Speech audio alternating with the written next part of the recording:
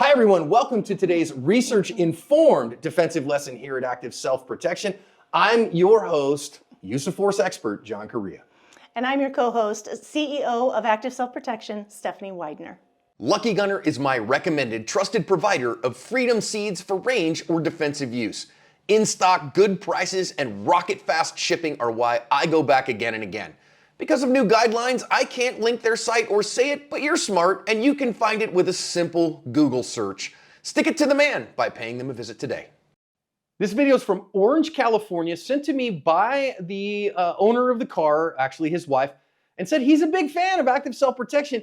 He works and owns, I guess this is an RC car shop, and he goes inside, I've sped it up for the sake of time, and leaves the door open and the engine running. You can see it's like 10:30 at night. And you see the guy walking past there across the way, our resident Mexican American, or I don't know, maybe he's a crackhead, or maybe he's just a ne'er-do-well malcontent.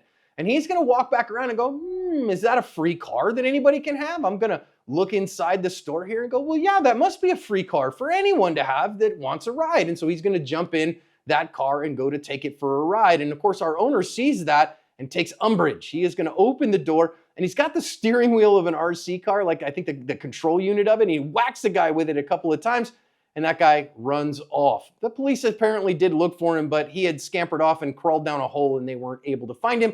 Thankfully, no harm done here. This man actually who sent me this, was his wife who sent it to me with his permission, said, man, he watched the video afterwards, and as a fan of Asp, he's like, man, I made some mistakes on this one. Yeah, but we're not gonna give him too hard a time in the lessons.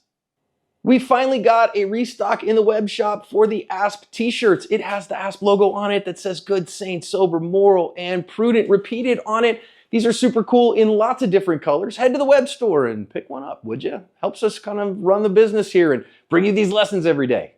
So Steph, apparently, he had the key fob to the car in his pocket and then just left the door open and unlocked. And there's the mistake. If you got to leave the car running because you want it to stay warm, it's February when this was made, whatever, but just lock and close the doors and this whole thing goes away. Yeah, it's one of those things I think you get kind of lulled into the sense of complacency in places like your home or your place of work, and you're just going to be a minute, it's not going to be a big deal, and 99 times out of 100 it isn't going to be a big deal. But this time it was, something did happen. So yeah, just take that extra moment, get your doors closed, locked up, save yourself a whole bunch of headache. Now, none of that justifies what this guy did. So why is stealing wrong? Well, does somebody have to lock their doors in order for it to be wrong to steal their property? No! Keep your hands off of other people's things, right? And this was taught to you by your mama when you were 2 years old. Leave other people's things alone.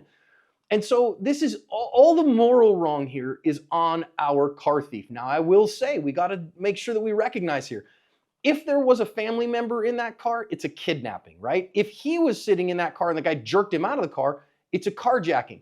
Given that we didn't have anybody else in the car in the moment and that he didn't remove anybody by force, this is a car theft. And so what it is it's a theft of an expensive piece of property. So not a petty theft, but a grand, theft, a large item. Grand theft auto is how everybody is kind of, seen in that. And Steph, you got to recognize then, I know some people are going to be like, man, I'd shoot that guy if he tried to steal my car. Hope you like prison food.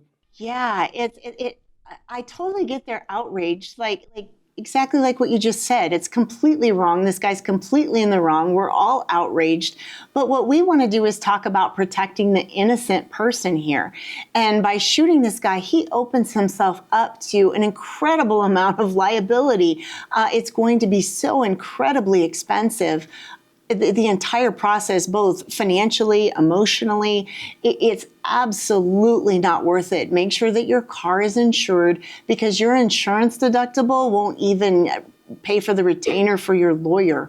So just be ready to pay your insurance deductible. You have no idea what the court system does to people.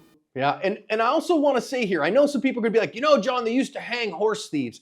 And this is going to make everybody mad. Ready? Go find me a single case of an actually duly, deputized court, an actual court actually hanging a horse thief anywhere in the Old West. You won't find it. You will find lynchings. You will find people who are vigilantes doing that, but you will never find a court of law who actually hung somebody simply for stealing a horse.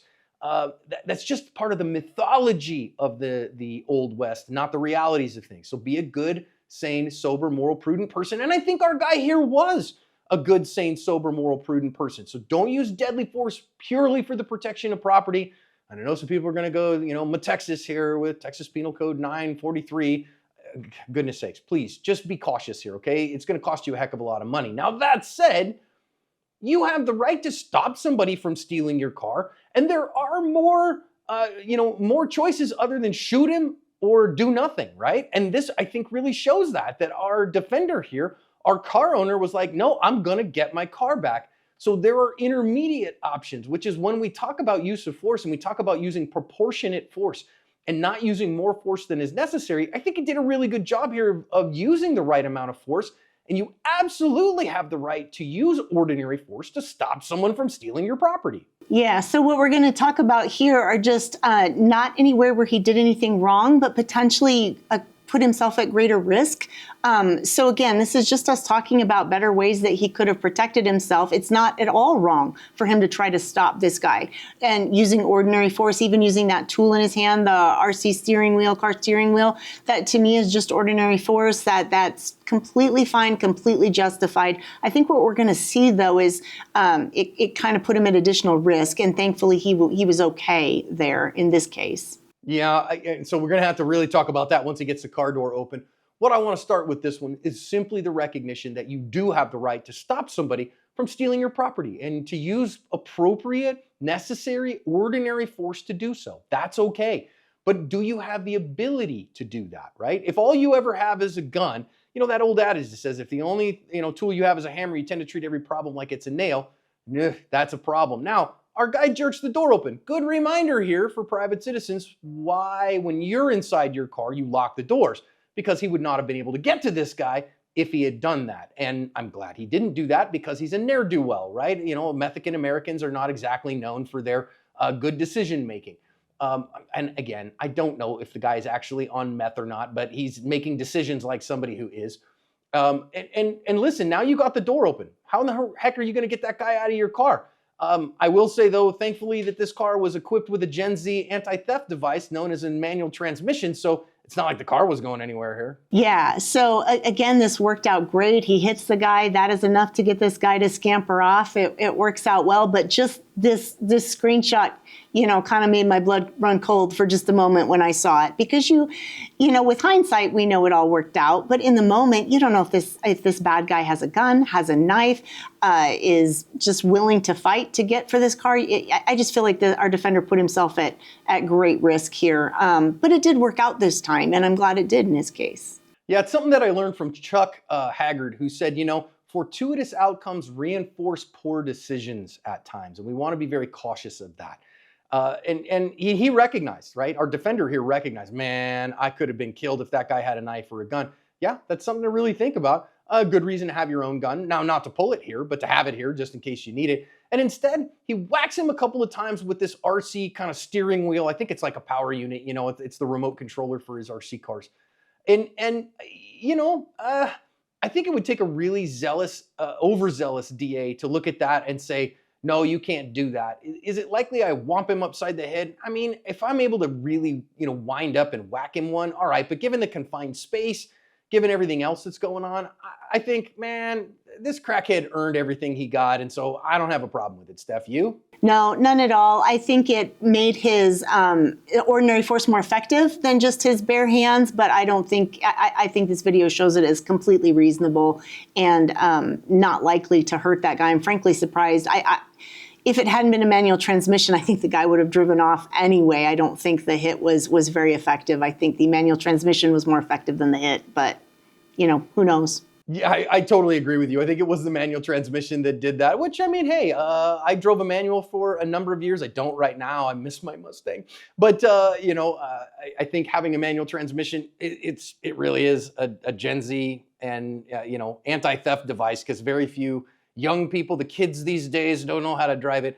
But using proportionate force, it was really good. And I actually really like that our defender didn't chase him here, that instead of running him down and punishing him, he just let him go. Okay, cool. Why?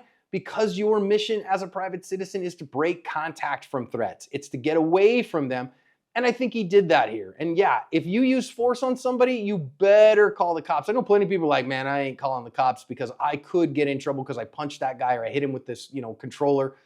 Man, if you use force on somebody, you want to be the first one to call 911 because that is an important indicator to the beginning of the investigation about who the victim is. It really is. And again, with hindsight, looking at this video, we feel like it is super clear from this video exactly what happened. I've just had so many, horror stories where it was explained completely differently by the criminal party when they called the police, and it really messed things up.